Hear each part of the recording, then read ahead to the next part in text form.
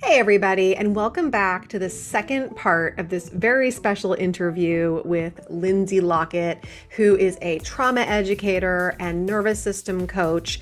If you haven't yet listened to the last episode that I did with her, I highly recommend tuning into that one first. It's a great way to understand a little bit more of who she is, where she comes from with all that she's talking about. In the first episode, she shared a lot about her dark night of the soul and how she came into the work that she's doing, and also a lot about psych medicines. So if you've ever needed to wean off of a medication or worried about that kind of a plan when you start taking something, it's an excellent episode with a lot of really amazing insights.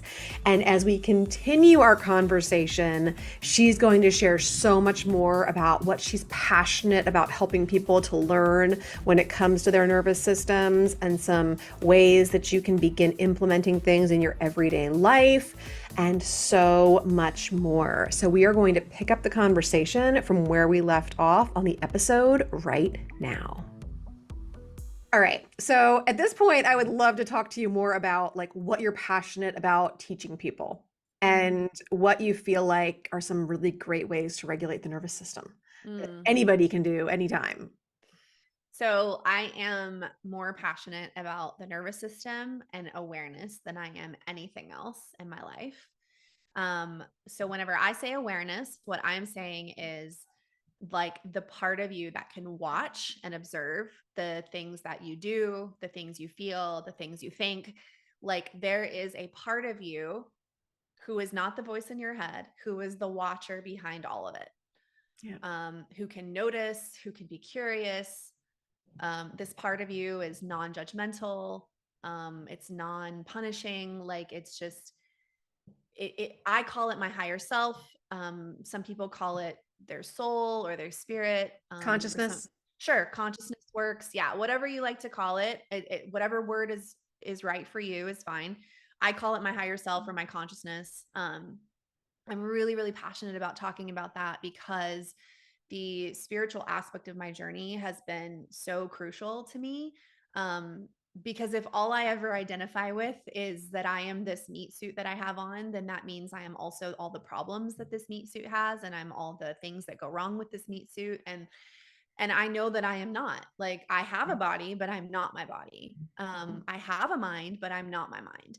And so teaching people to essentially wake up to the fact that they can observe themselves, they can become conscious of their patterns, their reactions, their habits, their behaviors, their emotions, their relationships, like all aspects of their lives, they can come into awareness about and can meet those things with curiosity and non-judgment, and really be able to ask with neutrality, like, what purpose is this serving for me? Yeah. And is this aligned with the life that I want? Is this congruent Yeah. with who I am? Is this a behavior that I can choose to change because it's no longer serving me? So to me, you can't have the nervous system work or trauma healing or any of it without that, because that's such a It's what I geek crucial. out on all the time. Like that Oh my elevated God. consciousness that you get when you do like a round of EFT or hypnotherapy or whatever else. It's like Yep. it's always like the macro and the micro of all of it. Yeah. Like everything that I'm doing in my life. Like right now I'm in the process of writing my book that'll come out later on this summer. And as I write it, sometimes the things that I'm even writing about are triggering like a similar thing happening in the present, but then in the present I'm able to handle it differently than I did in the past because I Yep. have the awareness on top of it. So it's like I can shift the blocks out of my way in new and different ways Yep. because I've already learned how to deal with them. But it's like it's all these layers of like the same thing happening, just dealing with it with a different awareness and a different Totally. approach. Yeah, exactly. So that I call that like the waking up part is Yeah. just becoming aware that you can be aware. And Mhm. that you can bring awareness into literally everything. You can show up, confront, face, notice anything with Yeah. awareness and with curiosity. Because it is Um interesting to think about how many people in this world have never actually thought about that. I know it still boggles my mind that there's people that don't get that. But then I have to remind myself, like, babe, like 4 years ago, you didn't get this either. And we're honestly, still chipping away at that iceberg and figuring stuff out. Yeah. New levels, new devils, new Yeah. awarenesses, new everything. We will always Yep. be growing with this. But yeah, it's just like some people, it has never once crossed their mind like No, to I think know. about their thoughts or to like rise above them or to elevate their consciousness or to become more aware of Yep. anything. I know. I And know. like, gosh, And that was me it must too be kind of once. easy almost. Yeah, in some ways I'm like, yeah, my life was a lot easier before I like had all this awareness of myself. Yeah, because Because then you add in what like the analytical stuff and like the well, researcher brain and all the other stuff, and like all of a sudden we never stop thinking. yeah, well, and once you have awareness of something, you can't not have awareness of that thing afterwards. So it's like, Right? well, shit, now I'm aware of it. I have to do something about it.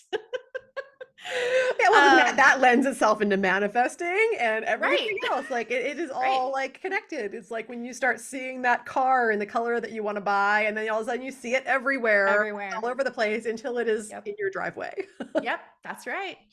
So, along with awareness, I'm equally passionate about the nervous system. And I was on what I call the hamster wheel of wellness for over a decade, chasing symptoms with crazy restrictive healing diets and supplement protocols and cleanses. I even did the fucking medical medium celery juice thing. Like, it's the most disgusting shit I've ever drank in my life. Is that Um, like just celery juice for it's like periods of just time? celery juice. It's Mhm. just celery juice. I mean, I And like then, celery juice, but like I also eat no, food. no. This was like 16 ounces of celery juice on an empty stomach first thing in the morning. Like, it was But then did you eat like, food like later in the day or did you just have more celery juice? no, I ate food later in the day, but it was my Okay. like super healthy, restricted diet food, you know? Mhm. This is when I was having no fun. This was at the bottom of my fun time. I had a totally no fun time too. So I mean, I Yeah. This, I not no judgment coming from here yeah. for sure. Yeah. Like when I was like super strict about what time I was going to wake up and how I was going to work out and how Yeah. how I was going to eat and take my Yep. cooler with me instead of having any fun with anybody else eating anything else and Right. yeah, I've been Yeah. there. Yep. So the nervous system, coming into the world of the nervous system was like turning on the lights in a dark room for me. It was just like it made so much sense to me. It did not take me very long to grasp the concept of the nervous system and how it's affected by literally every life experience we go through. And as we talked about in the last segment, I have a pretty rich history of complex developmental trauma. And my home growing up had the perfect conditions for a dysregulated nervous system to form. And I didn't have any, not only did I not even have awareness that I had a nervous system, but my parents didn't have any awareness that they had nervous systems or that I had a nervous system or that there were actually things that they could do to set me up to be more functional and healthy as an adult. And I so think once most I of us can probably say that. for sure. I Yeah, think most of us 100%. can I say didn't have that either when my kids were little. Like I that. had that knowledge when they were like 14 and 15, you know? So I love teaching about the nervous system so much. I love watching people's faces when I'm teaching about the nervous system. And it's like that same turning on a light in a dark room for them. And you just see them like understand that they're not broken, that their bodies are responding exactly the way they're meant to respond for their safety and survival, and that their chronic mysterious health symptoms are not the result of a stealth pathogen or mold or Lyme's disease or an autoimmune disease or what. I mean, sometimes they are, Sure. obviously, but for the most part, people realize that their chronic and mysterious symptoms are rooted in the dysfunction of their nervous system. Because I like to describe the nervous system as a bucket. And like, if you have a leak in your ceiling, you put a bucket underneath the leak in the ceiling to catch the water because you don't want it to ruin your floors. We fucking Um, had to do that yesterday. oh, damn. I'm Don't bring up the sorry. bucket Is that a or the trigger for leak in you? the ceiling. Oh no, I'm so trigger warning for Teresa. I brought up the bucket. Carry on. I'm just gonna tap. I'm gonna do 1 point tapping while you continue the bucket story and Love it. breathe. Okay, so Yeah, the so bucket's filling. yep. So when the ceiling is leaking, we put a bucket underneath it to catch the leak so it doesn't spill all over the floor. Yep. The nervous system is like a bucket, and life, just life, is the leak in the ceiling. So your nervous system has to hold everything that you go through from birth until death, every experience, every stressful time, every time you got in trouble, every car accident, every time you lose a loved one, every time you were bullied at school, every time you broke a bone. Like your nervous system has to hold all of those experiences. Your nervous system also has to hold your parents not being emotionally available, or having a passive aggressive mother, or an abusive parent, or a parent who checks out and isn't emotionally available for you. Like your nervous system has to hold all of that too. So as your nervous system fills up, as the bucket fills up, right? Like you lose capacity. Like the bucket gets fuller and fuller and fuller, and you don't have the capacity left to hold more life stuff. Yep. So if you never empty the bucket out or take a cup and dip the water out to make some room, the bucket fills up and then it ends up spilling all over the floor and you have a mess anyway. Yeah. And when our nervous system buckets fill up and spill all over the floor, that looks like we get diagnosed with an autoimmune disease or some other really chronic fatigue syndrome, like things like that. It also is how we perpetuate trauma onto other people, is when our buckets fill up and spill over, right? Because it's like all that stress doesn't have anywhere to go anymore. So it just goes on everyone else.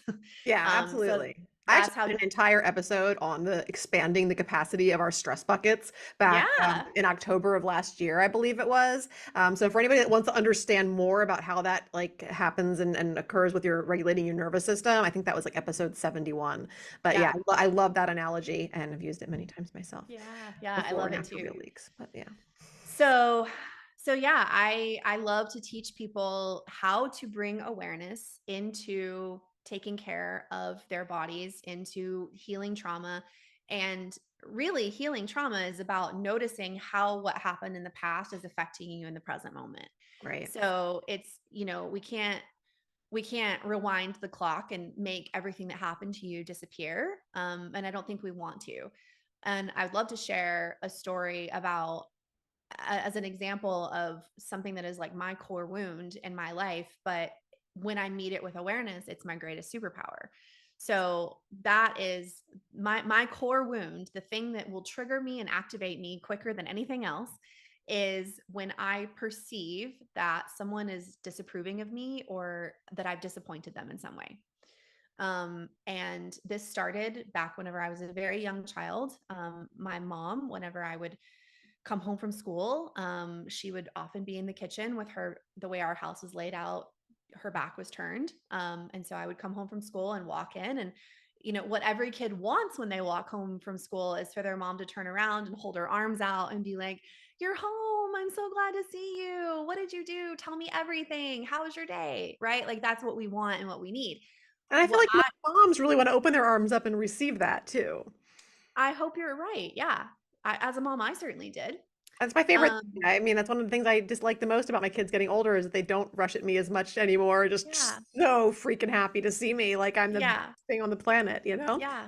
But Yeah. anyway, carry on. So you would your mom's back's turned to you and So I would come in, and what I wanted was like her to scoop me up and do all that. But what I got was she would be shut down. And so that would lead to me like feeling in my little body like something's off here. Something's off. I can feel it. I don't know what it is. So I'm going to ask. So I would be like, "Mom, is everything okay?" And usually, without looking at me, without acknowledging that I'm even there, she would just give me this like very flat toned answer and say, "Yeah, it's fine." And then my little body is so confused because I'm like, "You're my caregiver who I trust, and you're telling me that everything is fine, but my body is telling me that everything is not fine. There is still something wrong here."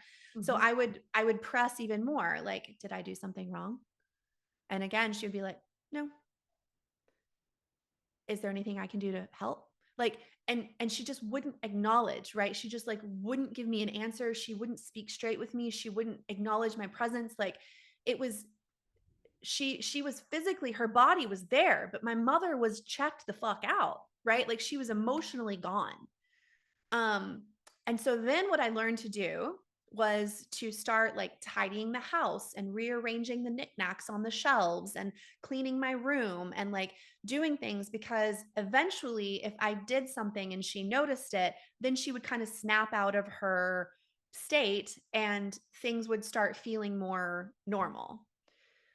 So, as you can imagine now, like if I even send somebody a text message and they don't respond in a day, the first thing I start doing is, oh my gosh, is everything okay? Like, and then I'll like replay our last conversation to see if I said something that I shouldn't have, or if there was a possibility that they might be offended or upset with me.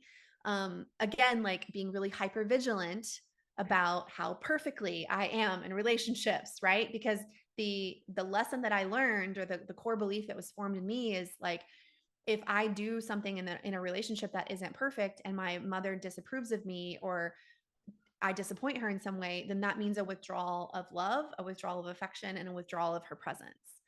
And so I became very sensitive and hypervigilant to people's body language, Yeah. facial expression, and tone of voice. Um, to this day, I'm still insanely sensitive to those things. And before I had awareness of all of this, that would play out in my husband's relationship, where like he might, sigh or something while we're talking, and I would interrupt the conversation and hyper fixate on the sigh and be like, why did you sigh like that? Right. Well, when you sigh like that, what makes me feel is this. And like, I feel like you don't want me to even talk to you. And I feel like you don't want to hear what I have to say. And I feel like you're just in a rush to get this conversation over with. And he might be like, no, babe, I was just breathing. Like, and I'm like, no, you weren't. Now you're gaslighting me, like just because I wasn't aware of my own trauma response as a reaction to someone's body language, facial expression, and tone of voice that started from whenever I was like 6, 7, 8 years old, right? Like it's been with me always. When I'm not in awareness about that, I become a perfectionist and a control freak in relationships. I am not my authentic self because I'm trying to please other people. What happens is, if I perceive that I've disappointed someone, is that either they abandon me or I abandon myself to prevent them from abandoning me. And so waking up to that and realizing that whenever I abandon myself to keep them from abandoning me, that's when I go into fawning and people pleasing and perfectionism and all of that kind of stuff. So now, though, I have awareness that this is a thing for me. Like, I have awareness that Right. I tend to be more sensitive to people's facial expressions and nonverbal body language, and communication cues. And so I have finally gotten to the point where if my husband and I are in a conversation and he sighs, for example, that rather than hyper fixating on that sigh and creating like a micro argument in the middle of a larger conversation, I can be like, I can just pause and say, hey, I noticed that you sighed when I said this. And I am perceiving that to mean XYZ, that you don't want to have this conversation, or that you're not listening to me, or whatever. Is that actually what's happening?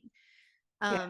And God, then that communication gives, is such a beautiful thing, isn't it? When we yeah, it's changed our relationship. It's totally changed how we communicate, because things Yeah. don't turn into arguments as easily because I'm able to be present with myself, and I have awareness of the hypersensitivity and hypervigilance that I have. That's not his fault. That Right. existed in me The before only he ones that ever are ever came. going to know what we want. And until we start Right. asking for it and communicating it and letting people know when it's missing, we're never going to get it. So, and I got to say this, Absolutely. and I hope you don't mind me saying that. This is really nothing personal No. here, but I will still always remember and feel bad about the fact that I still remember the first time that we were to meet together, when you became my client. I showed up 15 minutes late, and I didn't know anything about all these issues then, but I knew right off the bat that I had triggered some like big time shit. And Really? yeah, I don't know if you remember this or not. And I I felt don't. horrible because I mean, you know my appointments, you get Calendly reminders. Like I had Yep. all the reminders. I have a like a written version of my calendar and a digital version. They all had the right time on it. And yet in my head, I had told myself it was 15 minutes later than it was. And I was like so sure of it. So sure. So when I logged on and you were like frozen. You were just like, I don't I'm remember. so confused. You were just like, and because I thought we were meeting, and then you all of a sudden went into like you thinking that you were wrong or what did I do wrong and all this stuff. Mhm. And I'm like, oh boy, I'm like, I really fucked up here.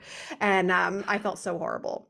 So Oh, see, I'm usually, because I show up to all the other appointments on time. Like it's not my I MO to like be late or get things wrong like that. But I was like, oh my God, this is the first time I'm meeting with this, new client of mine who I already like love and I've let her down. But I'm so glad you just told me that. Okay, so first, I don't remember that at all. Yay! I probably don't remember because it sounds like I was dissociated. Yeah, I think you were. Because you're right. Like how you're describing me is, I believe, because that's very characteristic of how I would have responded in a state like that, of like perceiving that I've done something wrong here and like there's something that I need to fix or change or whatever. So the way that this hypersensitivity is my superpower though, is it makes me a damn good coach because I'm so good at reading people's body language and nonverbal communication cues. So like I can sense when a client is like telling me something and they begin to dissociate. I can sense it. Or Yep. I can sense when something is coming up for them that's about to be like a big release or something, because I've been following the breadcrumbs of their facial expressions and body language and tone of voice. Totally So relate. when Yep. I don't meet that with awareness, I am reactive, I dissociate, I freeze, I people please, I go into perfectionism, like I start trying to fix everything and make everything better. When I am in awareness of that, I can communicate better about what I need and what's going on for me, but I can also meet people in that better because I'm so sensitive to their different cues. So that's just one example of a way that I was programmed through trauma that I don't necessarily want to heal if what healing it means is that it goes away. And that's what a lot of people define as healed is There's a I lot of had beautiful this. gifts we get from the stuff that also has caused Totally. challenges. Totally. And it's like, I don't want to heal from this if it means I lose the sensitivity that I have, because the sensitivity is a gift. So to me, healing is not XYZ problem that I had is now gone, or Right. this symptom is now gone. Like that's not what healing means to me. Even if the pattern shows up consistently, the Right. fact that you can have awareness about it, the fact that you can communicate about it, the fact that you can ask the other person clarifying questions Yep. and not just jump to conclusions and judgment, like Have that that to me. resiliency of your nervous system. Yes, yes, you're more resilient, you're less reactive, you're better at communicating about it. Like, is that not heal? Can that not be enough? Like, does it have to go away for it to be healed? Or can I show up as a different person, even if this is still a pattern in my life? Like, that's what healing is not the absence of problems. It means I can feel whatever is happening and I'm still okay, you Yeah. know? It's like making lemonade out of lemons, Yeah, you know. There's got to be yeah, a better word than healing, because I do think that people associate right, healing with it got better. But I mean, it did get better, but it like they're looking for it to be like this closure to it somehow, like right. Yeah. done People and think healed. that healing means like resolution and closure, Yeah. and it doesn't always. Yeah, there's more older I get, the less closure there is to anything.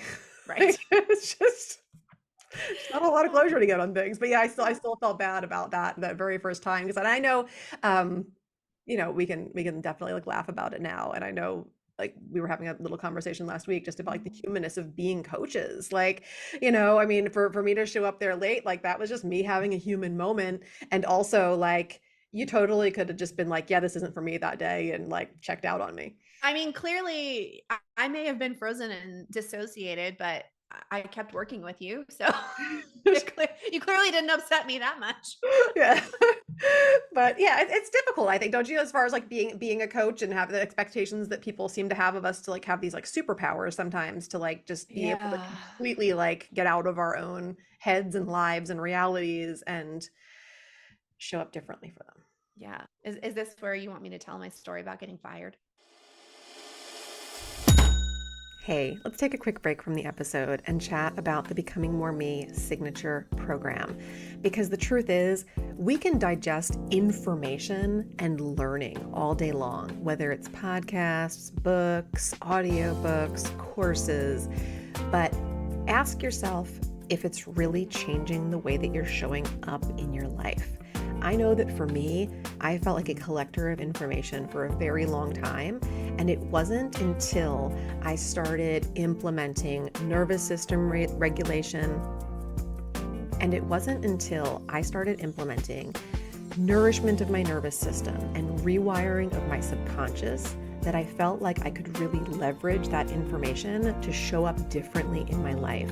And that's why I created the Becoming More Me signature program, which allows me to work with clients in both one-on-one and group settings so that they can start showing up differently in their lives and actually creating and manifesting their desired outcomes like never before. If this is something that sounds even remotely interesting to you, I invite you to hop on a call where we're not even going to talk about you joining the program.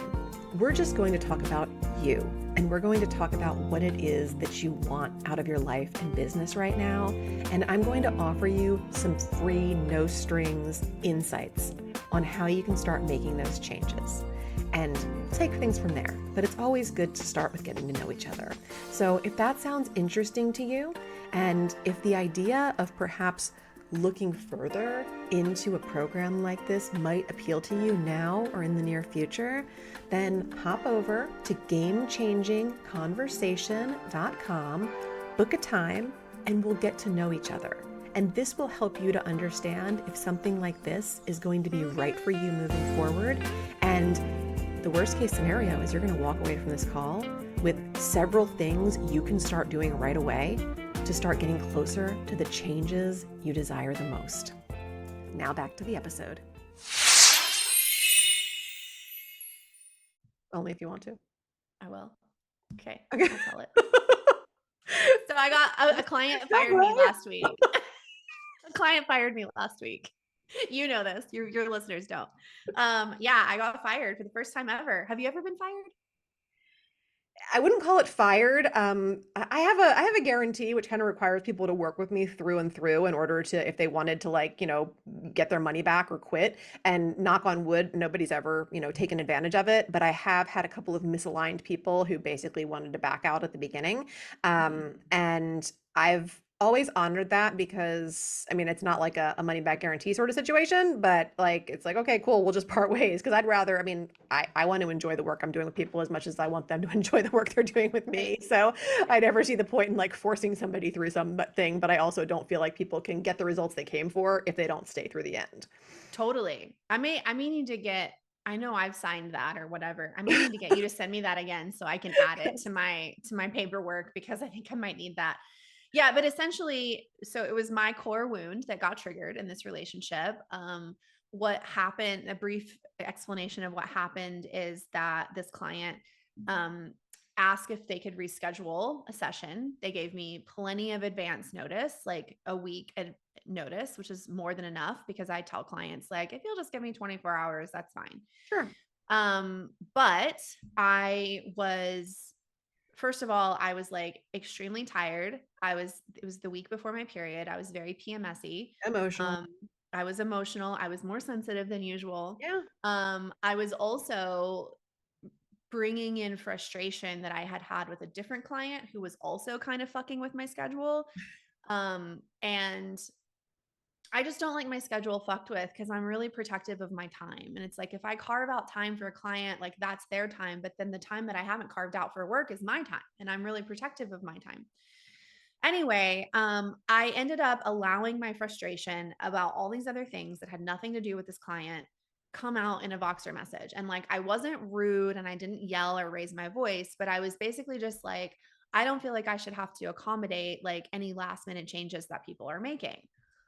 And rightfully so, they responded and they were like, I am just flabbergasted. Like, I'm giving you over a week's notice. Like, and you told me 24 hours was what you needed. And if you need more than that, I wish you would say so. And like all this stuff. And I immediately like felt that sinking feeling in my stomach where I was like, I fucked up. Like, I allowed my frustration to come into this. I didn't respond from a place of awareness. That's like the worst feeling, isn't it?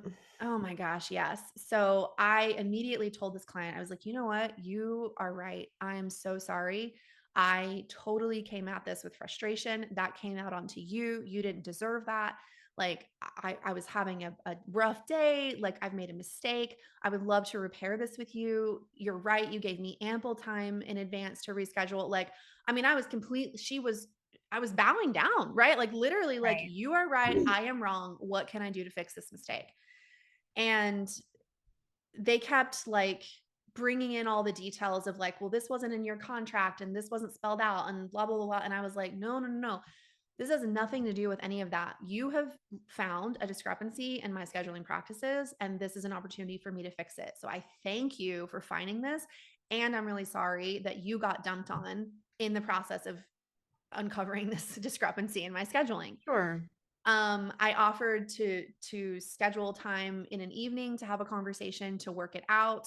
I spent multiple, like at least an hour on Voxer trying to work it out. And in the end, they decided that because of this issue, that they didn't feel comfortable being vulnerable with me anymore. And That's like double ouch. that was literally like a stab in my heart. And it was actually a week ago today that it happened. And I was getting ready to get on a group call. I was leading a group coaching call, and I got the Voxer message and I played it where she was saying that she didn't feel comfortable being vulnerable with me anymore. And my husband came down the stairs and came into my office, and I just like fell into his arms, like sobbing and just so upset because as a nervous system educator and a coach, like the last thing that I ever want to be is a source of dysregulation to my clients. Like, like I want to be a safe person for them, and I want to create safe spaces. And like, that is something that I really do pride myself on, is I am really good at creating safe spaces. And I've had so Right. many people tell me, either they've been in a workshop or they've been on a group call or something, and they're like, I feel so completely safe whenever I'm in Lindsay's spaces. Right. So then to have a client tell me that they didn't feel comfortable being vulnerable with me anymore, it was just like, ugh, Yeah. stab to the heart, just stab to the Don't heart. let it negate all the good you've done. It felt like that. I mean, in the 10 minutes that I was crying on my husband, I mean, I was like, I can't do this anymore. I'm not qualified to do this anymore. I just need to quit seeing one-on-one clients altogether and just do groups and workshops. I mean, I just second guessed my entire life purpose, my entire business, like everything. And then I had to like dry my tears and hop on a group call and like lead a group call. And I ended up sharing the story in the group call. And it felt so good to just be witnessed by like my students, because it's so important to me that my students and my clients know that I am a real human who makes mistakes just like they Right. are. And like, just because I'm a coach, and maybe I am a step or two ahead of them, but that doesn't mean that I like transcended my humanness and that I don't still make mistakes or have bad days or have PMS or like whatever. Um, and they all on the call like mirrored to me what a safe person I've been for them and how much they love being in my spaces. And like, it was so soothing to that part of me that was like, see, you suck at this and you're a terrible person, you know? And so it was just a really good opportunity for me to once again face that trigger of disappointing someone, them disapproving of me. The abandonment happened, right? Like she left. She released me from coaching. She didn't want to pay me anymore. Like I had to deal with that, but it was an opportunity for me to deal with that and to see like I can still be okay. Like this can Yep. happen You're and I still can living, still still be breathing, okay. still carrying on.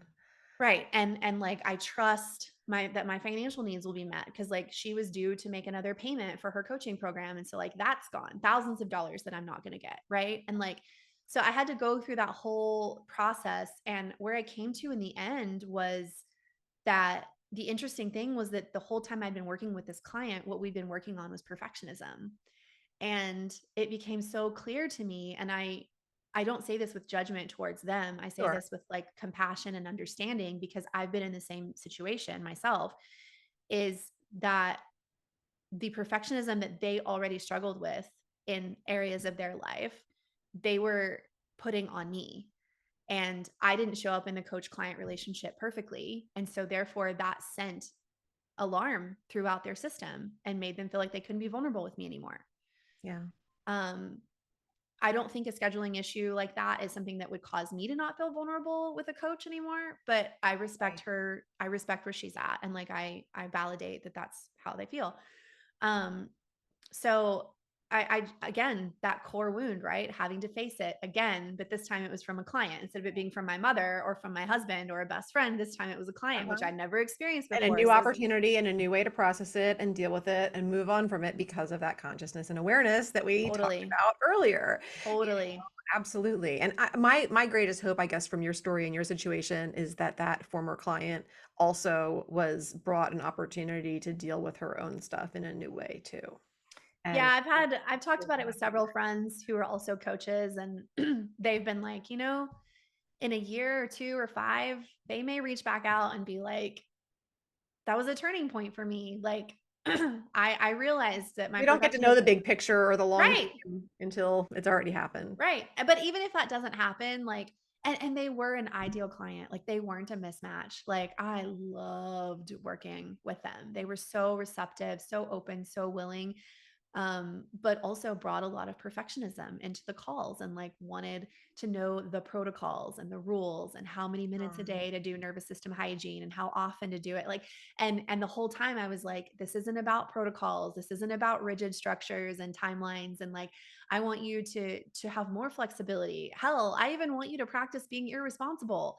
Like, see that you can do that and not be perfect and things can still be okay, you know? And so I really did love working with them. And yeah, just interesting how, man, one bad day and one But I think slightly so off many other message. coaches like us out there can relate to this kind of stuff and those Ugh, messages where, I mean, I'm never sure, like, I mean, if a client, those Voxer messages, it's not like a text message where all of a sudden you know what's in there. It's like you look at it and you're like, what does this 6 minutes and 37 seconds have to right, tell me?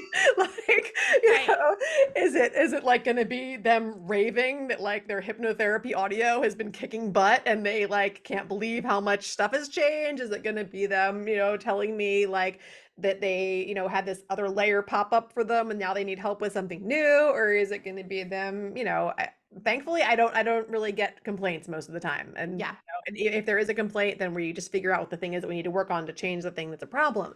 But I definitely have an apprehension sometimes when I see a long Voxer yeah, message and I'm like, what's in here? me So too. yeah, and I don't know where that comes from for me.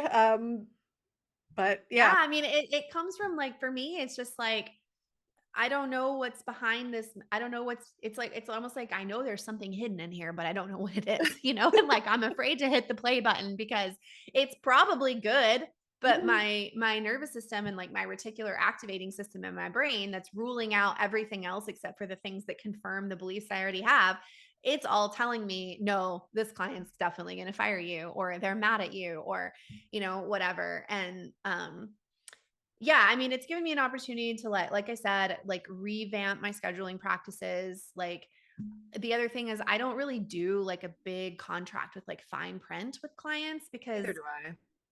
I don't want to mechanize the process. Like Right. I want us to be humans in Yep. relationship with each other. Like I don't want it to be a bunch of fine print and rules and the boundaries that I have, I communicate those, but otherwise like I'm not going to have a contract with a bunch of fine print because that's just not how I operate. And that's what this lady kept like saying to me was Yeah. that this wasn't in the contract. This wasn't in the contract. I And so have my it's just, clients sign something I like to call the promises, and it's essentially me promising you a heck of a lot and you promising me a few things. yeah, And that's where I like to leave it. It's just like I'm gonna over deliver here. You just got to do these few things, and yeah, we'll be good. yeah, yeah. Well, I probably need to look at that too. If I signed You it, I can don't share a fresh remember. copy. I'm sure my copy has changed since we signed up to work together, but it's always evolving as I find things that either need to be omitted or added. But yeah, Yeah, that's what yeah. I find has worked, and that at least sets up the client relationship a little better. I I don't know do about you. I wish tend to get pretty friendly. I mean, like in our case, with most of my clients, like we I do do too. pretty Yeah, I deep, do pretty too. sensitive work, and I don't think that's Yeah, what a lot of people are used to when they see like a psychologist or a yeah, yeah. another doctor or somebody and that's a little different. Like I'm very friendly in my coaching style. Same. I bring the humor and the sarcasm and all the other stuff right in I'm there. just very much myself. And Yeah. like I'm not I don't have like a hat that I put on whenever it's time for No. me to be like professional and then a hat that I put on whenever I'm like hanging out. Like I try to be the same all the time, Mhm. And And I have off days, and Yep. my nervous system, despite being a nervous system coach, like my nervous system still gets dysregulated too. And sometimes I'm not in awareness of my feelings because guess what? Being in awareness isn't something anyone can do perfectly, I you always say the know? greatest superpower that I feel like my clients or people who learn from me can walk away with is the superpower to be able to know when they're dysregulated and to come back into regulation. Yeah, Because we're absolutely. always gonna just continue, things are gonna knock us off. Yeah, And absolutely. yeah, And I think I'm gonna have to, maybe not make it part of a contract, but maybe just like something that I give clients before I start working with them and just be like, I am a human, and please don't put me on a pedestal and right. expect that just because you've hired me that somehow makes me like subhuman or superhuman, or like and I personally think that like I don't want to have relationships where we never have a conflict and a chance to repair. Like, and I even told this client, I was like, my inner circle relationships are those where we've had conflict and have repaired. And so there's not that many people in my inner circle because there are people that I've had conflict with and we haven't been able to repair. And so that creates, like a gap in the friendship, like a gap in Right. intimacy, a gap in trust. And it's not that I don't think they're perfectly lovely humans or that I don't want them in my life. It's just that they're not as intimate as other people are who I have had the opportunity to repair with. And so I told this client, I was like, if you and I are able to repair this, then like we will have accomplished something that I haven't been able to do in some of my actual real life relationships. And their response was, even though there is such a personal aspect to the work that you and I do together, you are a professional. And like I expect different behavior from a professional. And they're allowed to have that opinion, but Sure. I want to work with people who like, sure, call me on my shit. Like, Right. absolutely. If I cross your boundaries or do something that you don't like I absolutely want you to tell me. But Right. um if I make attempts to repair, and if I acknowledge my mistake, and like I don't try to get defensive and point the finger back at you, but I actually like humble myself and admit when I was wrong and try to repair, like that is a sign of a safe relationship, and a safe relationship is not one where there's never conflict. A safe relationship is one that when there's conflict, there's also attempts at repair. Absolutely. But And then with so coaching, we add in like the weird layer of like there's money changing hands and there's like all these things that like complicate the relationship aspect of it, yeah, like that make it difficult to like are we friends? Are we client? Are we like what's the line, yeah, Um, it all gets a little bit blurry sometimes. it does. It can. And I would still rather be a coach than a therapist any day Oh, of the hell week. yeah. Hell yeah. I'll I'll take the weirdness of it.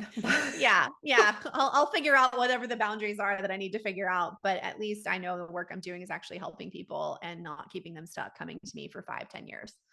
Right, exactly. Yeah. And I we're would, not just talking about their problems. We're actually like doing somatic things to process that out and to yeah. create more Which capacity in which the leads nervous me system. back to that question that I asked. I don't think we got to the answer yet about like what are some of your favorite like ways like that people could just do on a dime to get regulated or to start down that road of healing.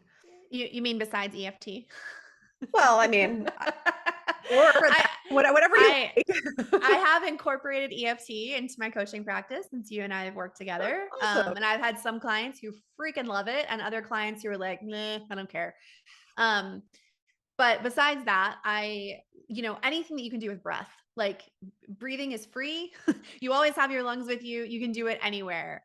So for breathing, like I love box breathing. That's probably my first, like you can box breathe literally anywhere. Inhale for 5 seconds, hold it for 5 seconds, exhale for 5 seconds, pause for 5 seconds, and just do that in a box. I've done that while I've been like shopping in stores. I've done that at the grocery store. I've done it in the car. I've done it on a walk. You can literally box breathe anywhere. So like that would be one. And anything that you can do that gets you into your body. So I have a program called Nervous System Hygiene that's literally for teaching people different tools for getting into their bodies and being present with what's happening and creating nervous system regulation. So, like crawling around on the floor really slowly, any kind of like stretching, yoga, I teach something called a slow twist in my course, which is like you lay on your back and you're like slowly twisting your arms and your thumbs one way while your Mm. legs and your knees are going a different way, and like stimulates both Do sides of your everything brain. slower. Yeah, literally anything you can do slower, right? It's so delightful. It's so pleasurable. Like anything almost that you can think of, just doing it slower. Totally. For people who want to get a little crazier, one of my favorite things is cold plunges. So I'm I'm about to start. still not there yet. What? No. I have such a fear of the coldness. What are you afraid of? It's cold. What Like, are you afraid no, I of? can't get in Why? because it's cold. Okay. I can't even like turn the shower to cold and just like be there. Okay. What are you afraid is going to happen? I really don't know. I just really don't like it. I remember still Okay. like being on like our honeymoon and we lived in tropical sunny Florida at the time when we got married. So we went to Wisconsin for our honeymoon in winter. And nobody goes there, right? For honeymoons. But we did. And I remember going to like this awesome spa and they had like the hot and cold plunge pools there. Jeff semi got into the cold plunge pool and I was like, fuck no. And I'm just gonna be in the warm shower. Like, I Yeah. don't know. Okay. I I mean, there. love cold water, like up to my like legs, like my thighs. Okay. I could probably even like do like waist. I don't want to Oh, go. I hate it when the cold water hits my stomach. I Like don't. that's when I start like contracting. Even in the Like, pool, that's when I like go up like on my tippy toes, like in like yep. just like a regular pool temperature. And I'm Yeah. kind of like, okay, I'm just gonna get in slowly now, but I'll get in eventually with the pool. But I don't know. I really would like to do cold plunges. I really do feel like that would be a Come lovely way visit to like me and I'll end the teach week, you. to separate work from, play, Yeah. to like kind of end certain cycles and begin certain cycles. Yeah, well, I'd love to come visit you. We should do that. Come visit me. We'll do some cold plunges in Lake Superior.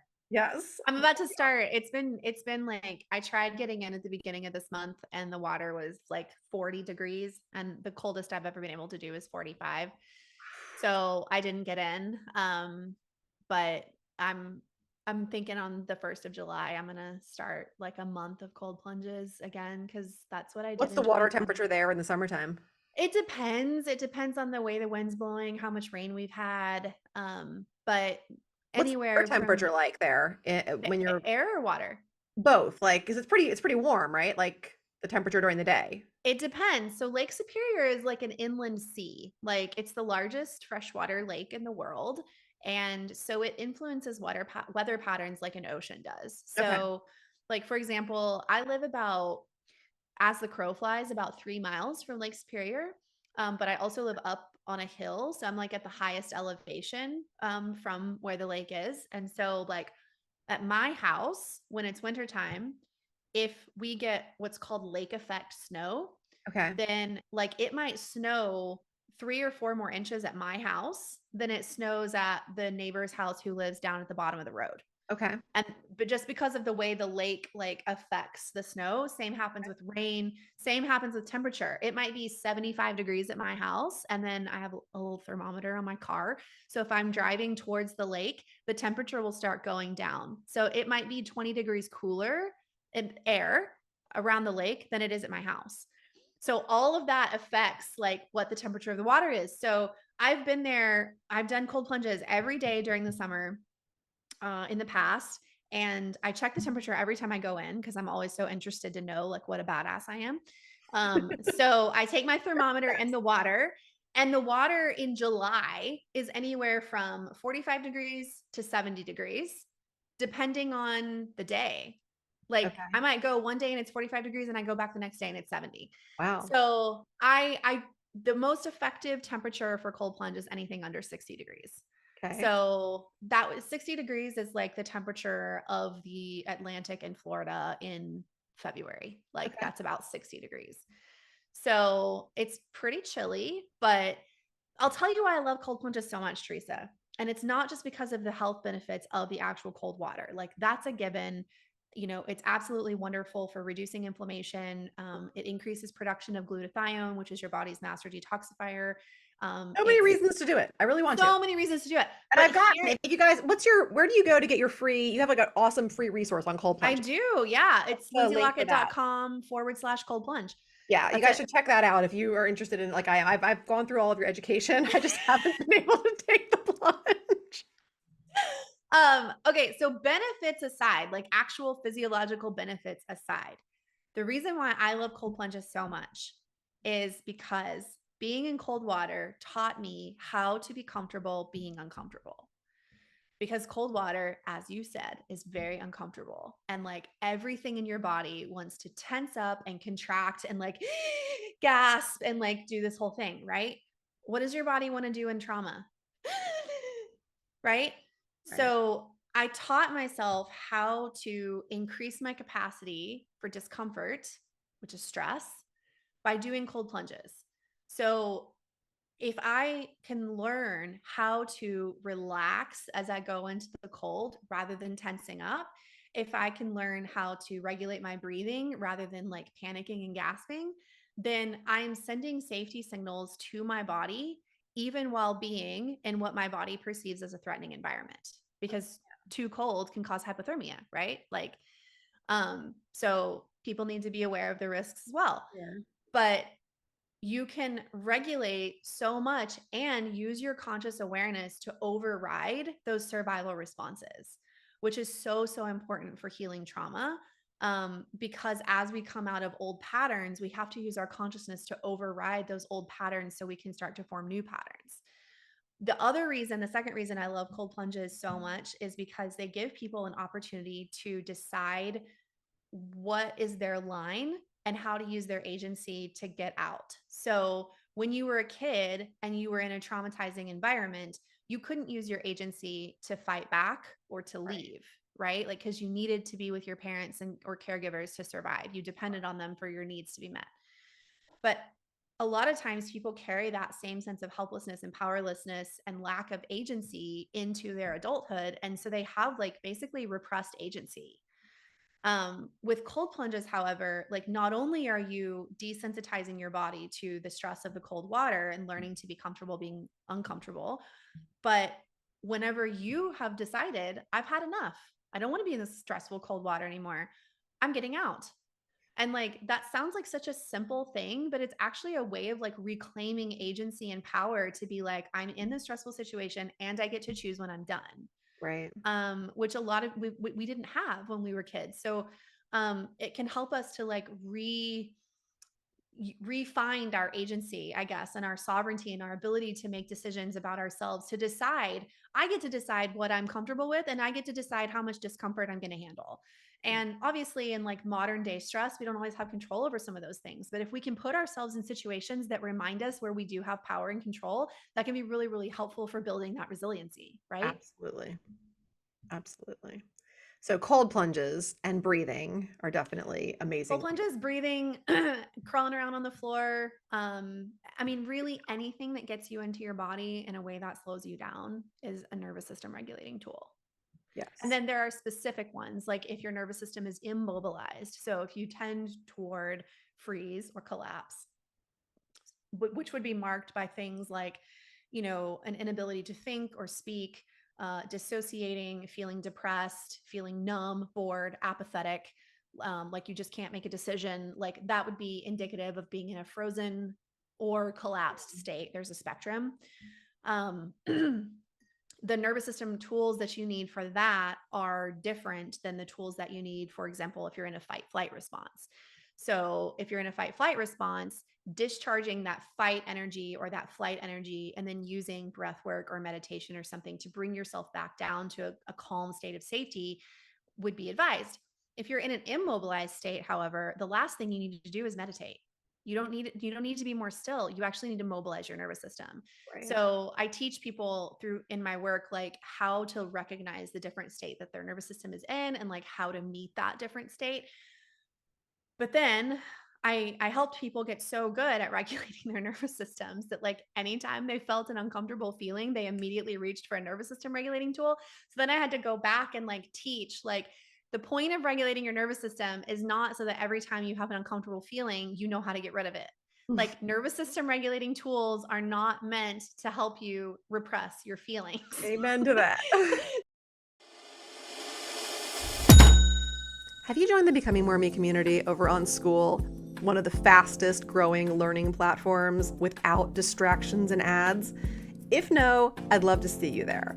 My community is full of amazing, busy-minded entrepreneurs who are working on becoming who they feel called to be in this world, in life, in business, with their health, with their wealth, with their relationships, and doing it in a way that's fun and pleasurable. I have over $15,000 worth of actionable resources, things you can start using and implementing today, as well as all the information that you need if you're interested in small group coaching, one-on-one work, or any of the other services that I have to offer you, including the Becoming More Me with EFT program. Hop on over to School, SKOOL.com/discovery. Type in my name, join the community, and I cannot wait to welcome you there. So then I have to teach the window of tolerance, right? Like if my window of tolerance is really, really small and I can't handle uncomfortable feelings like anxiety or depression or feeling panic or dissociating or whatever, if I can't handle that, then my window of tolerance is really small. So I'm going to need a nervous system tool to help me get back within my window of tolerance. Yeah. But another reason I love cold plunges is they widen your window of tolerance to discomfort. So that translates outside the water, though. It absolutely does. And if you can handle the discomfort of cold water, then you feel like a badass and you're like, well, I can handle this discomfort of this conflict over here. Or like, I can handle this uncomfortable email or whatever, because I just handled this 50-degree water. So it helps to expand our windows of tolerance. And the only way we can expand our windows of tolerance is with intentional stress. So it's like knowing when we're in a stressful moment and choosing to stay in it and choosing to help ourselves be okay in it widens our window of tolerance. And then we can handle more stress. And the wider our window of tolerance is, the more capacity we have in our bucket. Love it. Yay. That's amazing. I love all of those suggestions. And, I love how you differentiated between the different states, the fight or flight or the immobilized states, and how we need to handle them differently. I think that's really important. And a lot of people don't know how to do that or even identify that, which brings me to how can people work with you and learn from you, as you are such a great wealth of information? Well, thank you so much. So I'll tell my freebies first. So if people want a training on how to hack their nervous systems with cold plunge, you can find that at lindsaylockett.com/cold plunge. If you want to know what your default trauma type is, whether you're a fight, flight, freeze, or fawn type, I have a quiz that you can take on my website. It's a 10-question quiz. It'll take you like 60 seconds at most. That's lindsaylockett.com/quiz. And at the end of the quiz, if you would like a free trauma type guide, which is where I explain in detail the different trauma responses, what's happening in the nervous system, what's happening in the body, what's happening emotionally, what some unconscious reactions might be that you have, how you can meet those things with awareness and respond consciously. I have all of that in a free trauma type guide that people can get at the end of the quiz if they would like. And then my Instagram account, I am Lindsay Lockett, is also free. Lindsay is with an EY, not an AY. And my podcast, Holistic Trauma Healing Podcast, is also free. And you can listen to it anywhere you listen to podcasts. So those are all the free things. I teach really in-depth workshops. So like I said, I have a workshop tonight. I'm teaching my nervous system 101 workshop tonight. The next workshop that I have coming up is actually in July. And it's all about overcoming health anxiety. So for people who deal with health anxiety, that would be a good one for you to come to. And then I take one-on-one clients. If people are interested, they can reach out to me either through Instagram or email, and they can apply to work one-on-one with me. I do group coaching stuff. I've got all kinds of shit going on. Awesome. Well, I will make sure all of those links are in the show notes on Thank both you. episodes so that everybody knows where to find you.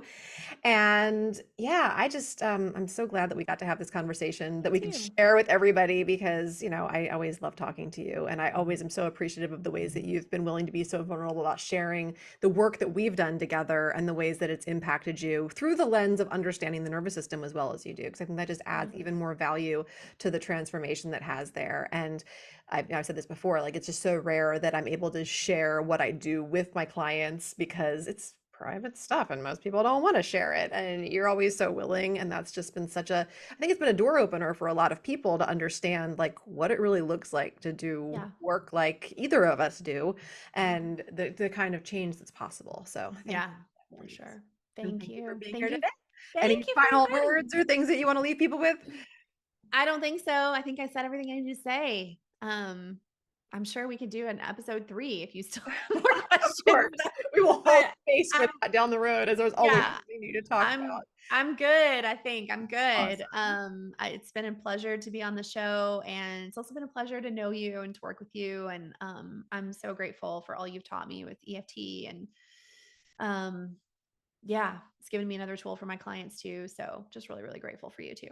Awesome. Thank you, Lindsay, for being here, and thank you all Yeah. for listening. Thanks for spending some of your precious time with me today. If you loved this episode, please leave a review or simply share it with someone else who would get great benefit from it too. If you share on social media, please tag me so I can personally connect and thank you. Until next time, keep taking bold and brave steps towards becoming more of who you want to be in this world. You are capable, you are worthy, and you are enough. And if your inner critic is still trying to argue with those facts, hit me up. We've got work to do.